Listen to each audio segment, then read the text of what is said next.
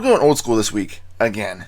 I'm checking out Cyberbykes, another one of those games I found a demo for on one of those 1001 compilation discs. I talked about those a few weeks ago when I reviewed the Adventures of Captain Comic. Maybe one week I should do a special focus on one I have laying around. If I can find it. It could be entertaining. We'll see. Anyway, I played the demo of Cyberbykes in my youth, and although I didn't know what the hell I was doing, I still enjoyed it. The demo gave you 2 maps, and I don't remember knowing if there was any objectives or anything that directed you on how to complete them. Sadly, this doesn't change much when you have the full version. I still enjoyed it for a short time, but not knowing exactly how to complete the stages makes the game utterly confusing, and therefore frustrating once you're done ramping your bike off of mounds for awesome hang time and want to actually progress on. So before I get onto the gameplay, let me do my normal thing and talk about the story. There are a few lengthy text screens right in the beginning of the game that explain the story in the form of news articles. In a nutshell, a new world order is formed, taking over the United Nations. NATO disbands, and the World Treaty Organization is created to replace it. One of the generals in charge usurps power, and of course things start going downhill quickly. An army general knows just who to contact to stop the evil general's plans of taking over the world. He calls you, the driver of these shadow racers, which also happens to be the alternative title of the game. Well, more accurately, that title is Shadow Racers VR, because technically you remotely control the cyberbike. Anywho, this is all fine and dandy, but after these articles, the game gives you a very tiny spot on the stage selection screen to elaborate on the level-specific tasks. The game doesn't give you bullet points or specifically outline your objectives, so you need to read between the lines in order to figure things out. So you'll opt into whichever level you want to tackle, and the game will give you an alert timer and a tally count. I'm not sure why it's called alert time. It's essentially the time limit to get the objectives. Count as the tally count, done. As I said, you need to read that little block of text to figure out what to do. Once the stage actually loads, well, I hope you memorized it, because I can't seem to find a way to bring up that screen again other than backing out and aborting the mission. That terminology is a bit misleading on its own. Aborting the mission just evacuates your bike. You still keep any objectives you've completed, and you'll see that on the tally count, along with the overall alpha count in the top left of the stage selection screen. There's also a save and quit option, which quits the game but brings you straight back to the current level with all of your stats intact.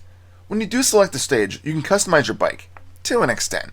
You get to choose how much fuel, weaponry, and armor you have, along with nitro and engine speed. Keep in mind, the more you equip your bike with, the heavier it gets, and therefore the less speed you can get up to. When playing, you'll get to figure out where your comfort zone is for different setups.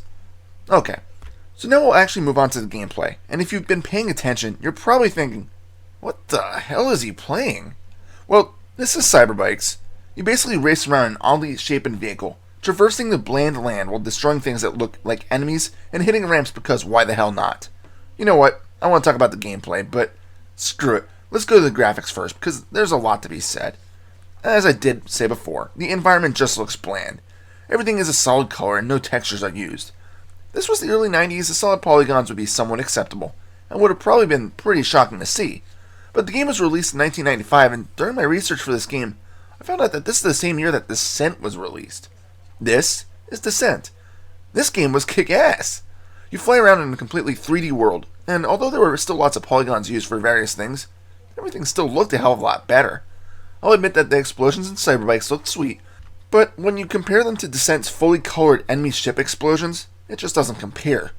Sorry Cyberbykes, but the graphics just aren't up to speed. And in case you were wondering, Doom and Duke Nukem 3D were also released prior to Cyberbykes. Ouch. So real quick, I should mention the enemy design. Some things that shoot at you, you just tend to think, what the hell did I just need to attack?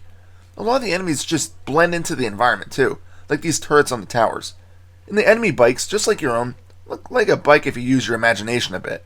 And I didn't even get to the combat yet. So I guess I should move on to the gameplay for real this time. As I said, you really have no freaking clue on what to do, unless you paid attention to that little blurb after choosing the stage. So you'll be aimlessly driving around, shooting enemies, and just exploring in general. General rule of thumb I've noticed is, if you ever see a large bomb, shooting it and getting away typically gives you a tally mark. So does shooting your enemy bikes. Other than that, I haven't made any progress in any of the stages. I usually had to restart after destroying a bomb since it completely effed up my own bike's armor. Oops. You do get a map on the screen, which are all of the dots that you might be able to notice. Now, what each color signifies, I really don't know. I just think red are enemies, but that's all I can really figure out. I just know it's there. There are power-ups you can find, but again, without having a manual, I don't know exactly what each does. Sometimes when picking up ones I can use, I'm told what I grabbed. But what about the other ones I just couldn't grab? What do those do? What about the controls? You use the arrow keys to drive around, but up and down are mainly used as a throttle. Pressing up increases your speed, but you don't need to hold it down if you want to maintain a specific speed. Down will apply the brakes and steadily decrease your speed till it's where you want it. Space fires your main cannon, and by pressing the 1 to 4 keys, you can alternate between different weapons. I've only ever had the cannon and missiles, but the missiles felt too slow to be useful. So cannon it is. You can also hold down control to get a first-person view, used to make a much more precise shot on airborne or distant targets. It does seem to break the flow of the game when you have to constantly press control to slowly pick off enemies, but it's the best way to stay safe. Speaking of, yes, you do have a substantial amount of armor, but let's say it hits 0. You're not done yet. After taking hits after running out of armor, you'll start losing power to your engines, you'll start fighting the steering, and you might even lose your weapons. Honestly, at this point, you're better off aborting the mission and starting over. It's fun for a while to fight your bike's malfunctioning systems, but you can't reliably get any objectives completed this way. So, how fun is the game?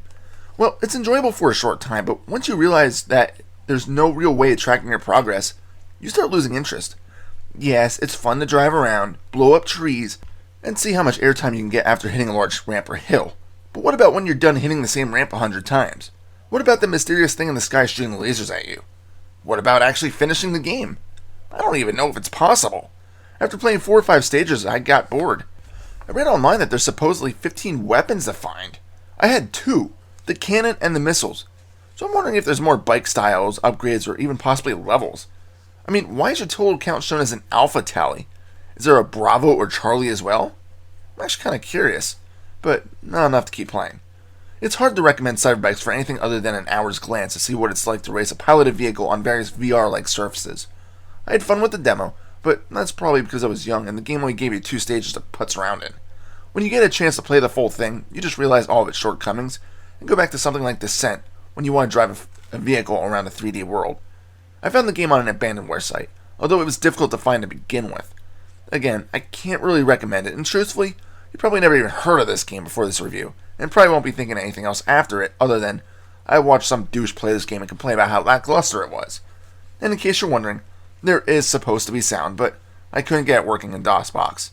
If it was anything like the graphics, I think I'm happy I couldn't get it to work properly. Final score? 5 out of 10. It's just, eh. This is Reaper. Happy fragging.